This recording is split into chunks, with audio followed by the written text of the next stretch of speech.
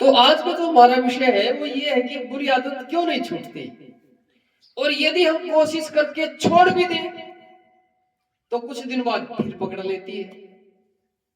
तो आज इसी विषय पर हम बातचीत करेंगे कि बुरी आदत को छोड़ने के क्या तरीके अपनाए जा सकते हैं।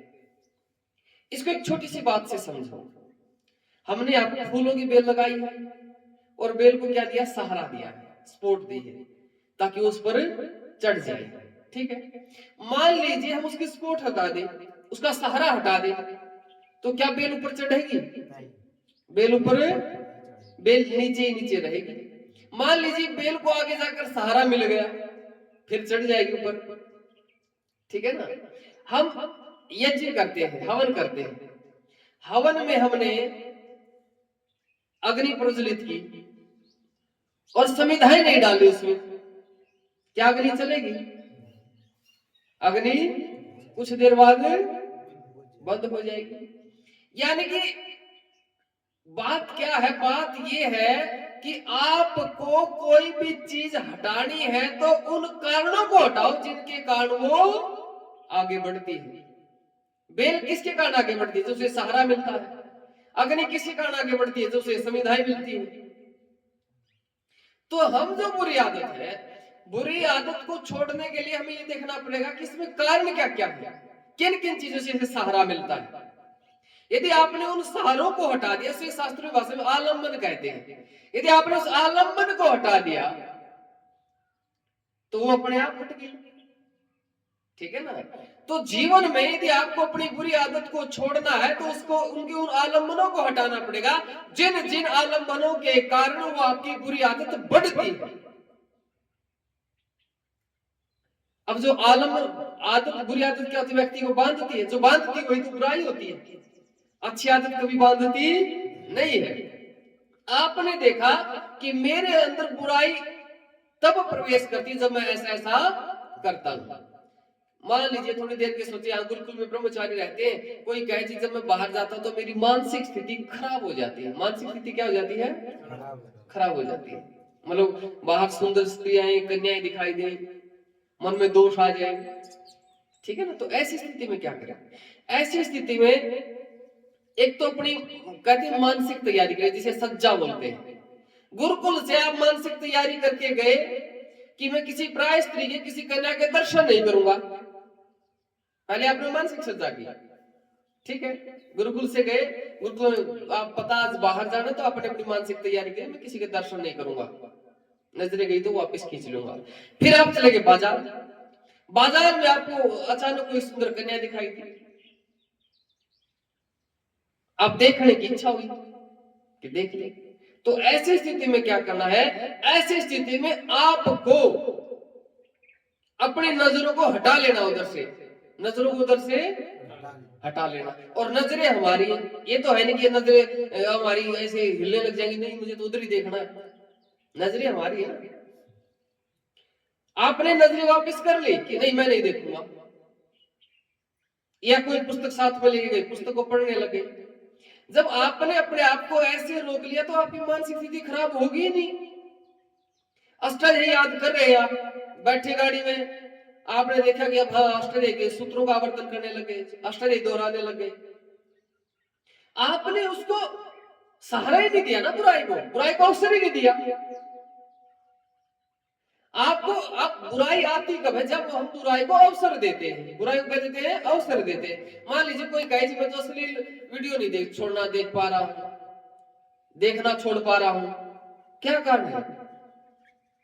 कारण क्या है उसका? मोबाइल। मान लीजिए कोई कहे मैं मोबाइल भी नहीं छोड़ सकता, तो जिस समय आप ये चीजें देखते हो उस समय तो छोड़ सकते हो ना। कि मैं रात्रि के समय देखता हूं तो रात्रि के समय मोबाइल छोड़ दो। अच्छा, यहाँ गुरुकुल में अपने पास जो ब्रह्मचारी आते हैं उनका ब्रह्मचर्य पालन क्यों आसान हो जाता है?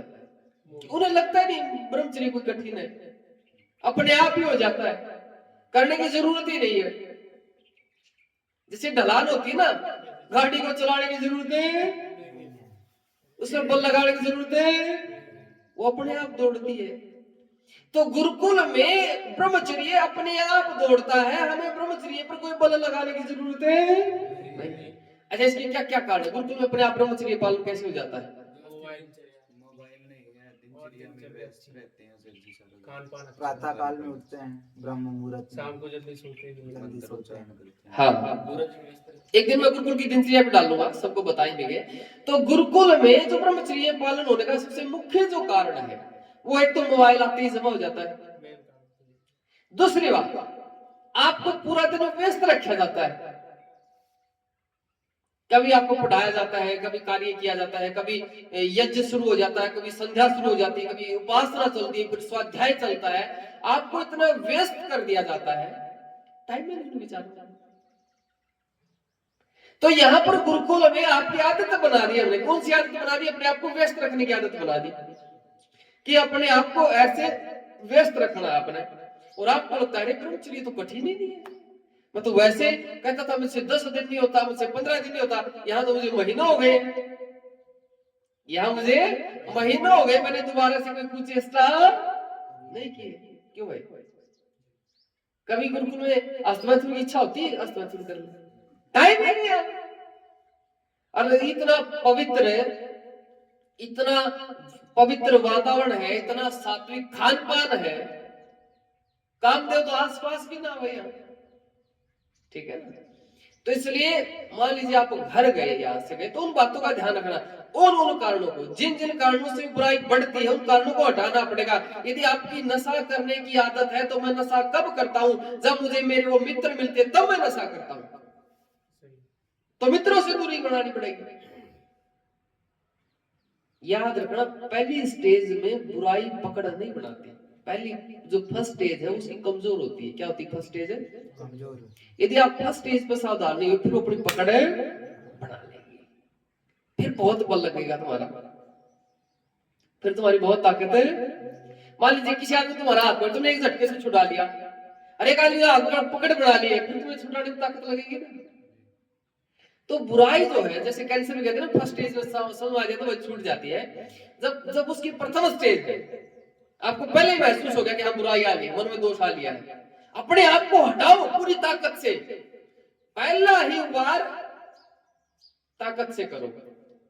एक बात कहते हैं, कहते जब दुश्मन आपको चारों ओर से घेर ले तो तब क्या करें? कहते आक्रमण ही बचाव का सबसे आसान तरीका है, और फुर्ती के साथ, चीते जैसी फुर्ती के साथ, चीते जैसी फुर्ती के साथ आक्रमण ही बचाव का आसान तरीका है। तुम रात में हो, अकेले हो, कमरे में हो, मन में विचार आ गया, अश्लील विचार आ गया, क्या करें? तुरंत मोबाइल को, उसकी सिम सम तुरंत निकाल दो और मोबाइल को दूर रख दो, क्योंकि आपको पता चल गया ना क्या दुश्मन आ लिया है। दुश्मन आते ही तुमने सावधान नहीं हुए, दुश्मन पे वार नहीं किया, वो तुम्हारे किले में घुस जाएगा। एकदम अटैक करो, अटैक कर दिया तुम बच गए, ठीक है ना। तो इसलिए ब्रह्मचर्य पालन तो कोई मुश्किल ही नहीं है, बस थोड़ी सी सावधानी मांगता है। ब्रह्मचर्य क्या मांगता है? आप अड़ गए तो हो गया ब्रह्मचर्य पालन ना भाई, वो कारण हटा दो, वो कारण हटाओ उनको। मान लीजिए किसी से मिलने के लिए गए, थोड़ी सी देर के लिए किसी महिला से संपर्क है, मिलने के लिए गए, वहां आप है सामान्य स्थिति में, लेकिन उसने ऐसा वातावरण बना दिया कि तुम्हारे अंदर विकार उठ गया, तो क्या करो? निकलो किसी ना किसी बात से, वरना तुम उसे फंस जाओगे, तुम्हारा ब्रह्मचर्य खंडित हो जाएगा। तो मेरा कहने का भाव ये है कि जैसे ही बुराई आती है तुरंत उस पर वार करो, अपने आप को एक तरफ करो, तो बच गई बुराई से। पहली स्टेज में बुराई कमजोर होती है, इतना मौका दे दिया तो पकड़ बना लेगी। और सोचा करो, मैंने इतने दिन हो लिए ब्रह्मचर्य पालन करते हुए, मुझे इतने दिन हो गए हैं अपने आप को, मैं क्यों इस चीज में फंसूं? ठीक है ना, कि मुझे जब इतने दिन हो गए हैं, तो ये बुराई मुझे आज थोड़ा खींच लेगी, इतना कमजोर थोड़ा हूं मैं। तो अपने आप को ऐसे मजबूत करोगे तो ब्रह्मचर्य पालन होगा।